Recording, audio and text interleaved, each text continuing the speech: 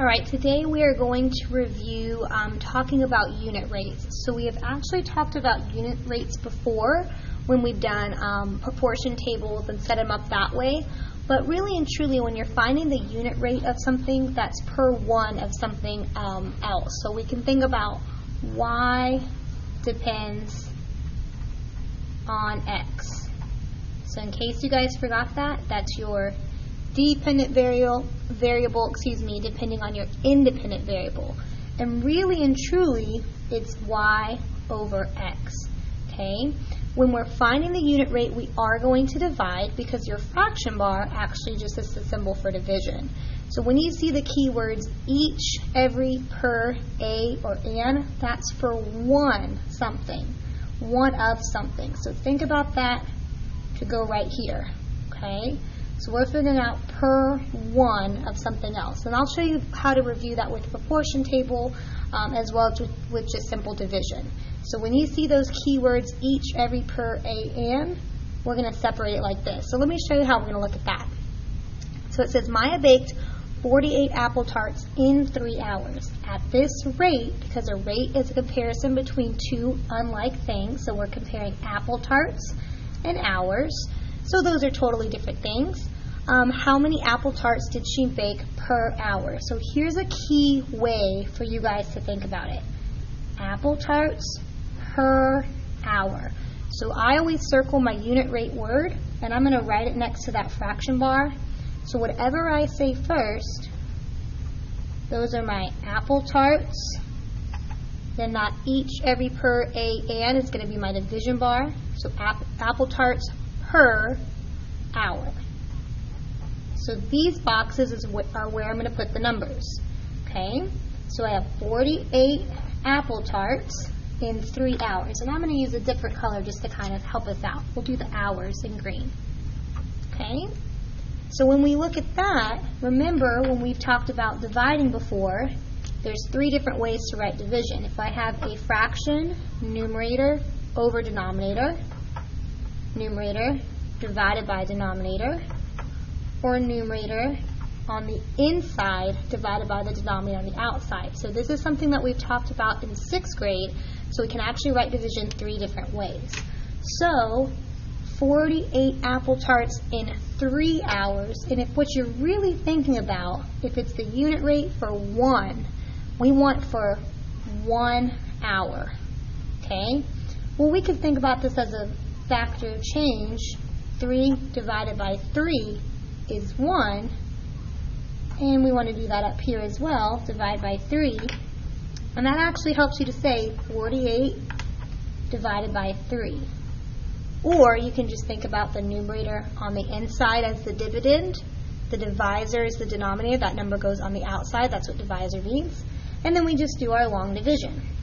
Okay, so 3 can go into 4 once. 1 times 3 is 3. 4 minus 3 is 1. Subtract and bring down. And then how many groups of 3 gets to 18? Is 6. 6 times 3 is 18. So 16 is my numerator. And what this really represents is 16 apple tarts per hour. So it's always going to be your y to your x. Okay, so if you're not sure which one your y and your x is, think about this. Your x is what's going to be independent. It's going to happen no matter what. The hours are going to go by in the day no matter what, if she's baking apple tarts or not. Okay, so time is going to be our x.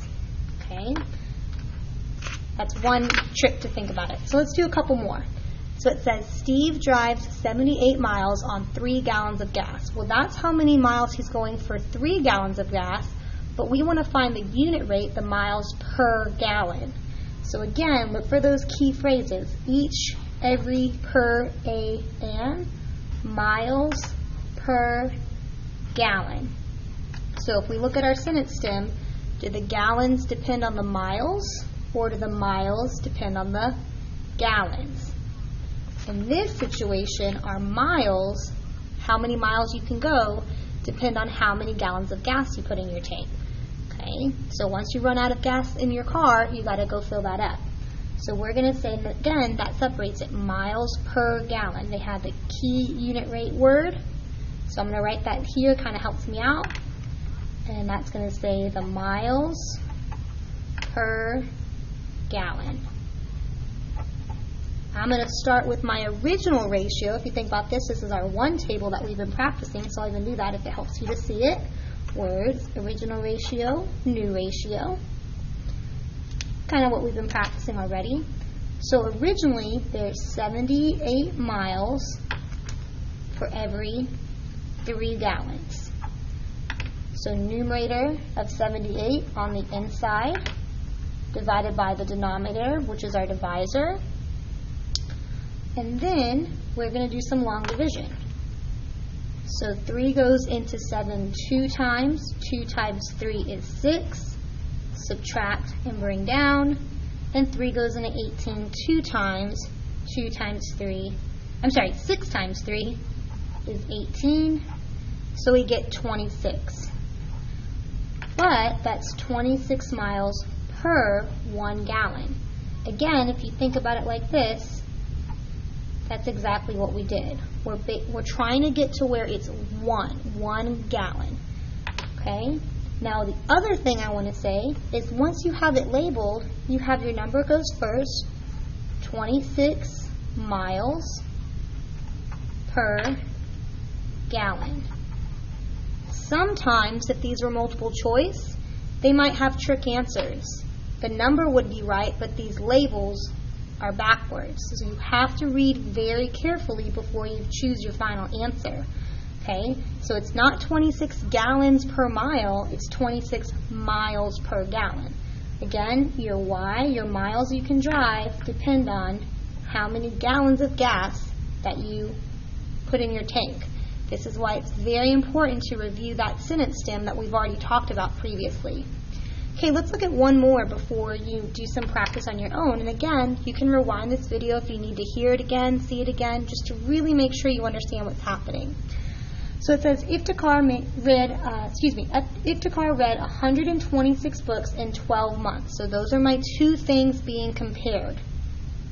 How many books did he read each month? So again, look for your key unit rate words. Each, every, per, a, and. So it says how many books did he read each month. So when I see that, I can put each right here. So I like to put each, every, per, a, and, whatever key unit rate word they did right next to my division bar. So it tells me whatever I see first between the two things I'm comparing books and I'm comparing months. So I need to decide, does the months go on top or do the books? We'll stop and think about it.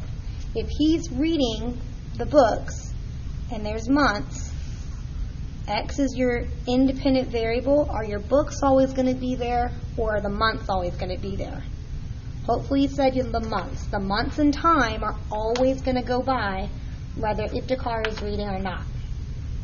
Okay?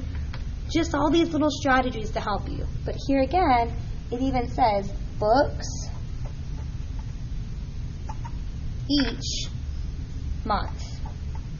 So in this situation, they could write per, or we can go ahead and write each. And we have 126 books for 12 months. So we have it all set up. And numerator on the inside, denominator on the outside. Because essentially what we're figuring out, not about 12 months, but we want to know about 1 month. Okay, so this really helps you to see it. So we're going to do our long division. 12 can't go into 1. 12 goes into 1 one time. 1 times 12 is 12. Subtract and bring down. 12 cannot go into 6, so I must put a 0. 0 times 12 is 0. 6 minus 0 is 6. And I can do a decimal and a 0. I either can make this a mixed number or a decimal. So I'll just keep it as a decimal. And then 12 goes into 60 5 times. Get a remainder of 0. So my answer is 10.5, or 10.5 is a mixed number. Okay, and again, because everything's labeled, 10.5 books each month. So we can say 10.5 books each or per month. So basically what that breaks down to is every month that goes by, he reads 10.5 books. And so when 12 months have gone by, he's read 126. Okay? So again, rewind this video, look through these things to kind of help you out. If you look at your unit rate words, I like to circle them each, every, per, a, and I put that right next to that fraction bar. So the first word to the left of your label, tarts per hour, it really breaks it down. So tarts per hour, miles per gallon, miles per gallon. It really helps to see that if you label. Okay? All right, so good luck, and let us know if you need any help.